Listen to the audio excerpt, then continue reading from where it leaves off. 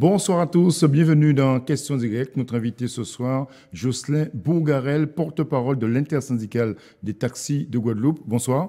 Bonsoir, Monsieur Planté. Alors, le week-end dernier, ça y est, la croisière, la saison de croisière a pris fin en Guadeloupe. On parle d'une embellie de cette saison. Est-ce que justement, au niveau de votre secteur d'activité, vous avez ressenti cette embellie? Alors, une embellie, oui, du fait de Irma et Maria, on a bénéficié d'un report d'escale de pas mal de compagnies, donc qui ont dû annuler leurs escales sur Saint-Martin et sur le nord et la Dominique. Parler d'embellie, une embellie ponctuelle, mais d'ores et déjà, on sait que l'année prochaine, sur l'escale, sur la destination Pointe-à-Pitre, en tout cas, on aura Oui, une baisse. ouais, ce sera compliqué. Et comment justement avez-vous vécu concrètement cette saison, vous, au niveau des taxis Alors, professionnels? cette saison, bon, effectivement, on a eu un regain d'activité, Mhm.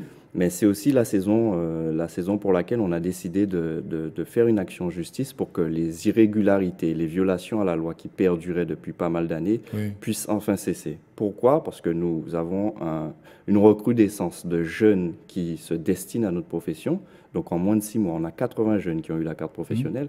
Et donc, nous, organisations professionnelles, nous devons faire en sorte Mais quelles qu'ils sont accèdent. ces irrégularités que vous contestez aujourd'hui? Ben, les irrégularités sont de deux sortes. Donc, Oui. le port et avec l'aval de la sous-préfecture permettent à d'autres transporteurs autres que taxis de faire exactement le même travail que nous. Donc Donc, les fameux VTC, comme vous dites, c'est ça? VTC Oui, et transporteurs occasionnels. Donc, d'accord. ce sont deux régimes juridiques différents des nôtres. Oui. Mais le port et la sous-préfecture leur permettent de faire exactement le même travail. Donc, Donc c'est de la concurrence ils ont déloyale. le droit d'accéder au port, voilà, De prendre en de prendre en charge, charge des voilà, croisiéristes. exactement. Oui, Alors que dans leur régime juridique, il oui, faut au préalable qu'ils aient une commande, que le croisiériste ou peu d'accord. importe Hmm. ait passé une commande. Là, on leur permet de faire exactement comme le taxi. Mais comment expliquer justement une telle situation que vous dénoncez et qui apparemment est légalisée par les pouvoirs publics?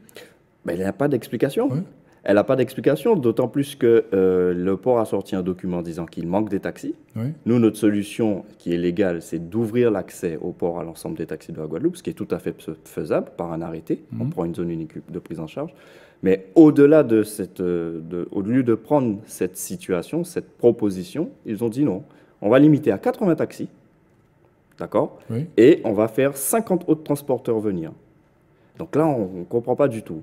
C'est la raison pour laquelle nous avons porté plainte. C'est la raison pour laquelle les députés, et notamment Justine Bénin, nous soutiennent. Oui, Ça a été l'objet d'une question parlementaire écrite. oui, on le Et sait. très bientôt, on aura la réponse du gouvernement. Donc il y a le combat politique et le combat juridique. Tout Oui, à fait. Ouais. Avant de, si toutefois on n'est pas entendu, il y aura une autre forme de combat. On oui, l'a toujours dit, hein, cette saison, elle était charnière pour l'économie de la Guadeloupe. oui. Elle est très importante pour notre profession. On ne voulait pas porter atteinte à l'image de la Donc Guadeloupe. pas de mobilisation, pas de En tout cas, pas de ce mouvement, type. pas de ce Pas de type. Oui, mobilisation type escargot ou oui. blocage. Pas de ce type.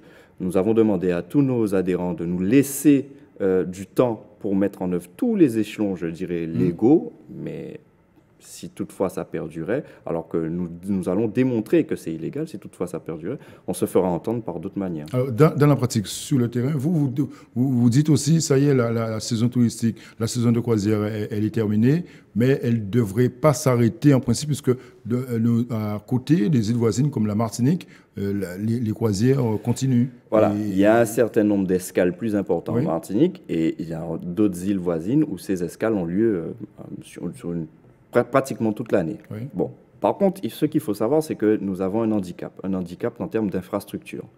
Pour Pointe-à-Pitre, on ne peut pas accueillir de trop gros navires à oui. l'état actuel. Et c'est la raison pour laquelle nous aussi, nous avons des contributions à apporter au projet Carukera Bay. Ça, c'est la Ouais, c'est première chose. l'immense projet qui, apparemment, qui va tout faire bouger. Vous y croyez, vous, à ce projet? Oui, tout à Oui, fait. Oui, on y croit vraiment et on sait qu'on pourra accueillir des bateaux toute l'année. Si on a ça, l'infrastructure. Mais à côté, il y a l'accueil. oui, C'est le deuxième frein. Et là, clairement, on pêche. On ne pêche pas sur tous les ports de Guadeloupe, hein.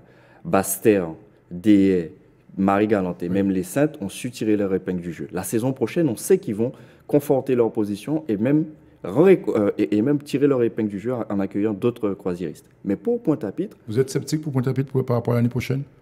on Oui, sait déjà que on va perdre en termes d'escale et on sait également, on peut se dire, en même temps on sait qu'on va perdre, mais on peut se dire qu'on va pouvoir reporter, enfin je dirais,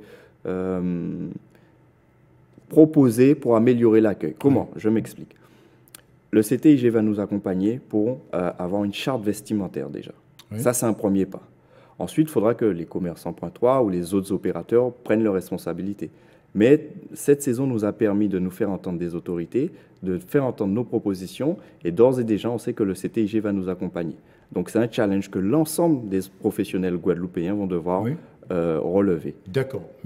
Oui, allez-y. Toujours pour compléter, il faudra qu'on ait l'aide des autorités publiques, parce que je disais Pointe-à-Pitre, il y a l'accueil, mais il y a aussi toute la cohorte, toute la nuée de personnes qui s'improvisent transporteurs lorsqu'il y a une escale de croisière. Ah oui, il va falloir régler le problème là. Il ne suffit pas de mettre des infrastructures. Si votre problème ne se règle pas, soit politiquement ou au plan juridique, vous n'allez pas avancer. On ne va pas avancer. Oui. Mais ce n'est pas seulement les taxis qui ne vont pas avancer, oui. C'est la Guadeloupe qui ne va pas avancer. C'est cette histoire de sécurité aux abords immédiats du port qui n'est pas réglée. Ça nous gêne, ça nous empêche d'obtenir un label, le label tourisme et sécurité. Oui. Là, vous le constatez, ce climat d'insécurité dans une période touristique en Guadeloupe, vous qui êtes sur le terrain au quotidien?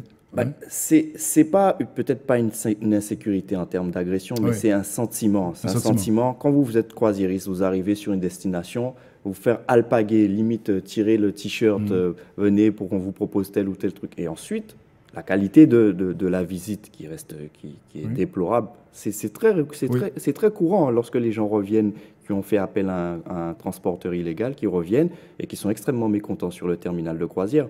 Et le pire, c'est que ça fait un amalgame. Pour eux, tout transporteur est un taxi. Oui. Et quand les croisiéristes arrivent chez nous comme ça, c'est quoi leur destination préférée? Ils veulent rester au centre-ville de Pointe-à-Pitre ou aller voir les plages ou c'est quoi il y a plusieurs profils. Oui. Il y a le profil de ceux qui veulent directement aller sur la plage ou bien faire un tour, c'est-à-dire aller voir en général, c'est la cascade aux écrevisses, se retrouver à la plage. Mais il y a aussi ceux qui... Il y a le tourisme mémoriel, culturel à Pointe-à-Pitre, il y a le Mémorial Acte. Oui. Il y a d'autres musées et ils aimeraient bien déambuler, visiter, donc c'est pas tous les jours. Mais la ville est souvent morte, Justin Bogarel. Oui, on en fait le constat. Et ça vous pénalise aussi ça pénalise dans la mesure où les autres compagnies de croisière qui souhaiteraient accoster à Pointe-à-Pitre se disent, bon, là on a un problème sur cette destination. On a un problème en tout cas sur ce port. Oui. Donc. Et que souhaiteriez-vous concrètement pour 2019 ? 2019, c'est que la réglementation à l'intérieur du port et que nos propositions pour une meilleure prise en charge des croisiéristes soient écoutées à l'intérieur. À l'extérieur, que les autorités publiques mettent en place de véritables contrôles et sanctionnent ces infractions. Et puis que tous les intervenants sur la ville de Pointe-à-Pitre puissent se dire que, voilà, dans quelle mesure on peut améliorer les choses. Il y a des idées très intéressantes, un axe piéton. Ce matin, j'ai entendu un axe piéton du terminal de croisière jusqu'au marché aux épices. Pourquoi pas? Il y a aussi cette idée de tickets qui permettent de voir les 3 musées, même si je sais qu'il y a un musée qui est en travaux actuellement, un ticket qui permettrait de voir les 3 musées de Pointe-à-Pitre. Donc, pour donner aux croisiéristes l'envie d'aller visiter 1 heure ou 2 heures et revenir, prendre un taxi, aller visiter, aller à la plage. Pourquoi pas?